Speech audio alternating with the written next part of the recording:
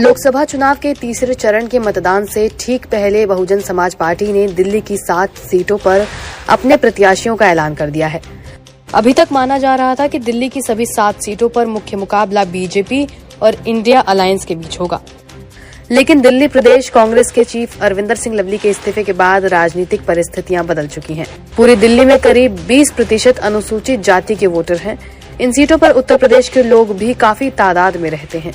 लिहाजा बसपा इस लोकसभा चुनाव में दिल्ली में अपनी खोई साख वापस पाने की कोशिश में है। दिल्ली बसपा के प्रदेश अध्यक्ष लक्ष्मण सिंह का कहना है कि कभी कांग्रेस तो कभी बीजेपी ने हमें एक दूसरे के खिलाफ इस्तेमाल किया और बी टीम बता दिया, लेकिन जब आप और कांग्रेस का गठबंधन हो ही गया है तो अब सब साफ हो गया कि कौन किसके साथ है। लक्ष्मण सिंह कहते हैं, आकाश आनंद और बहन जी आक्रोशित हैं।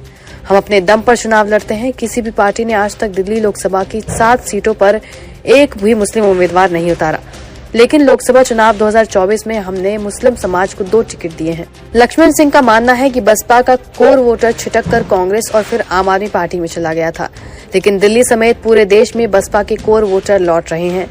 साल 2014 और 2019 में गैर जाटव और गैर यादव ओबीसी को लेकर बीजेपी ने जो सोशल इंजीनियरिंग की थी, आम चुनाव 2024 में बीएसपी की मौजूदगी से बड़ी चुनौती मिलने के संकेत मिल रहे हैं। यही वजह है कि दिल्ली ही नहीं बल्कि पश्चिमी कई सीटों पर त्रिकोणीय मुकाबला हो रहा है। दिल्ली नगर निगम की 250 और दिल्ली विधानसभा की 70 सीटों पर बीएसपी हर चुनाव लड़ती रही है। 2019, 2014 और 2009 में बीएसपी ने चुनाव लड़ा था, हालांकि कोई खास सफलता पार्टी के हाथ नहीं लगी थी, जबकि साल 2008 में बीएसपी के 2 विधायक जीतकर दिल्ली विधानसभा पहुंचने में कामयाब रहे थे।